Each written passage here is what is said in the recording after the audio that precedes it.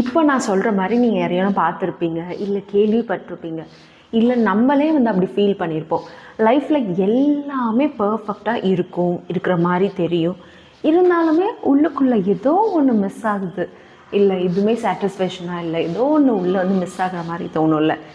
மணி இருந்தாலும் சரி, சக்ஸஸாக நம்ம வந்து லைஃப்பில் இருந்தாலும் சரி, ரிலேஷன்ஷிப் பயங்கர பர்ஃபெக்டாக இருந்தாலும் சரி, இருந்தாலுமே ஏதோ ஒன்று இல்லையே அப்படின்ற ஒரு ஃபீல் இருக்கும். ஆனால் நம்ம தேடிட்டுருக்க சந்தோஷம், ஏதோ ஒரு வாழ்க்கையில் வெறுமையாக இருக்குல்ல, அதை ஃபீல் பண்ண நம்மளுக்கு சந்தோஷம் வேணும். அந்த சந்தோஷத்தை நம்ம வெளியே தேடிட்டுருக்கோம்.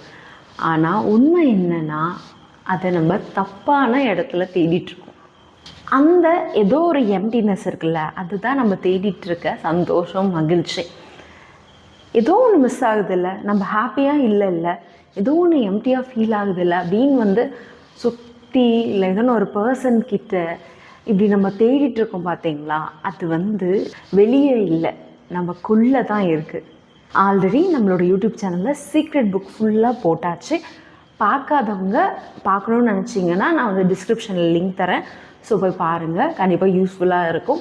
ஸோ இந்த சீக்ரெட் எழுதின ரோண்டா பைரன் வந்து 10 இயர்ஸாக இதே மாதிரி ஏதோ ஒன்று மிஸ் ஆகுதில்ல, எல்லாம் இருந்தால் கூட அப்படின்னு வந்து சர்ச் பண்ணி அவங்களுக்கு கிடைச்ச விஷயம் அவங்க லைஃப்பையே மாற்றிருக்கு.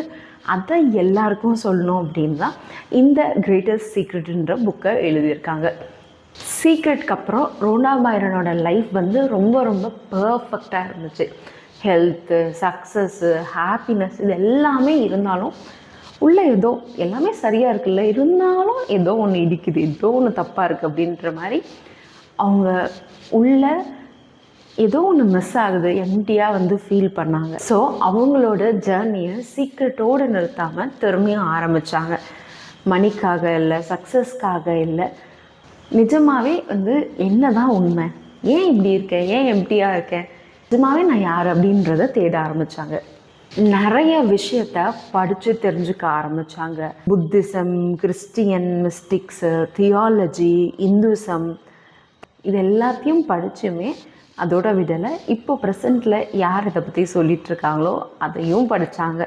J Krishnamurti, Robert Adams, Lester Levenson and Ramana Maharshi, அதே மாதிரி இப்போ யாரெல்லாம் வாழ்ந்துட்டுருக்காங்களோ அவங்க என்னென்ன சொல்லியிருக்காங்களோ அதையும் படித்தாங்க.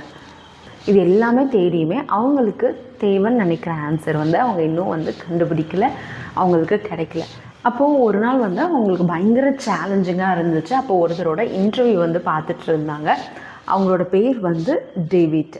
அப்போ வந்து அவர் ஒரு சென்டென்ஸ் சொன்னார், நீ என்ன தேடிட்டுருக்கியோ அது இங்கே தான் இருக்குது அப்படின்னு சொல்லிட்டு. அந்த நிமிஷம் ரோண்டா பைரன் வந்து இவ்வளோ வருஷமாக வந்து தேடிட்டு இருந்த விஷயம் வந்து எனக்குள்ளே தான் இருக்குது அப்படின்றத அவங்க ரியலைஸ் பண்ணாங்க.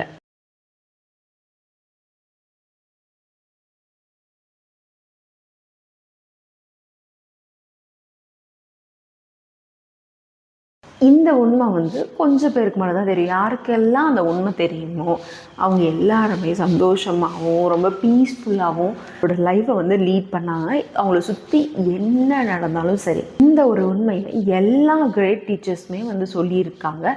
ஆனால் நம்ம கிட்டையே இருக்கிறதுனால, நம்மளோட மூச்சு காற்றை விட நம்ம கிட்டையே மூச்சு காற்றையும் தாண்டி இன்னுமே அது நம்ம கிட்ட இருக்கிறதுனால நம்ம தான் அதை கவனிக்கலை.